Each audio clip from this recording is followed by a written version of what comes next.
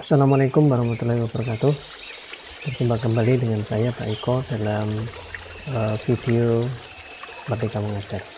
Pada kesempatan kali ini saya akan menyampaikan sebuah video tentang alasan mengapa kurikulum harus berubah. Nah, mari kita simak selanjutnya. Rasionalnya adalah mengapa kurikulum harus berubah. Yang pertama adalah tuntutan zaman. Jadi kita tahu bahwa zaman terus berubah sehingga kurikulum harus menyesuaikan.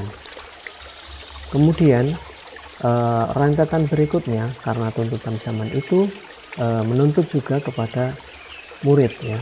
Jadi murid juga harus menyesuaikan dengan zamannya, tuntutan kebutuhan murid, yaitu murid harus senantiasa mampu menghadapi perubahan sesuai dengan masanya. Jadi ini kaitannya dengan tuntutan zaman. Kemudian langkah untuk penyiapan generasi masa depan. Jadi menyiapkan generasi yang visioner, yang memiliki cita-cita besar dan mampu memandang jauh ke depan. Jadi memang ini rentetan yang utama adalah dari tuntutan zaman. Kemudian berbagai upaya telah dilakukan oleh pemerintah, khususnya melalui Kementerian Pendidikan, Kebudayaan, Riset dan Teknologi untuk memajukan pendidikan di Indonesia. Salah satu cara yang ditempuh adalah menyesuaikan kurikulum sesuai dengan tuntutan zaman dan kebutuhan global. Contoh perubahan kurikulum ini hanya sekedar contoh, jadi tidak semua ditampilkan di sini.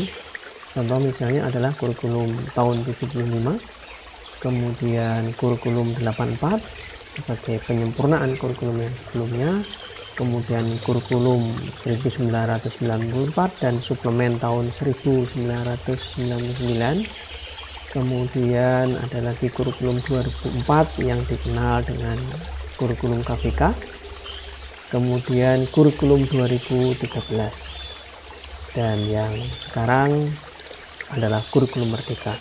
Kalau kita amati, ini jedanya antara kurikulum 1 dengan kurikulum berikutnya itu rata-rata sekitar 10 tahun.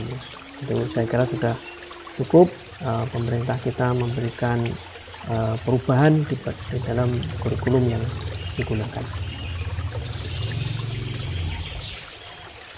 Kemudian kurikulum harus dinamis, senantiasa berkembang, menyesuaikan tuntutan zaman dan hal-hal lain terkait dengan perubahan dunia. Kurikulum tidak dapat dipergunakan dalam satu waktu terus-menerus karena dunia terus berubah. Demikian juga dengan dunia pendidikan sebagai pilar utama dalam membangun dan mendidik generasi harus pula ikut berubah. Kurikulum harus selalu berubah agar sesuai dengan perkembangan zaman. Apalagi saat ini ilmu pengetahuan dan teknologi informasi telah berkembang semakin maju. Metode dan konteks kurikulum sebelumnya diterapkan sangat mungkin sudah tidak relevan lagi dengan kondisi, kebutuhan, dan karakteristik peserta didik saat ini. Dalam penerapannya, kurikulum perlu untuk dilengkapi atau direvisi setidaknya setiap 10 tahun agar tidak tertinggal. Demikian juga dengan kompetensi guru yang harus selalu ditingkatkan untuk menyesuaikan diri dengan tuntutan zaman. Dahulu orang mengetik menggunakan mesin ketik manual ya. Kemudian berkembang dengan penggunaan aplikasi komputer jadul pada saat itu untuk aplikasi perkantoran yang lumayan lengkap seperti WordStar, TheBase, dan Lotus. Aplikasi ini terus berkembang sampai sekarang dengan kompleksitas dan keragaman aplikasi dalam dunia pendidikan. Untuk penyimpanan data sudah tidak menggunakan disket lagi, tetapi sudah menggunakan penyimpanan cloud seperti dengan menggunakan akun Belajar ID, OneDrive dari Microsoft, dan aplikasi sejenis lainnya, sehingga bisa diakses di mana saja dan kapan saja asal memiliki koneksi internet.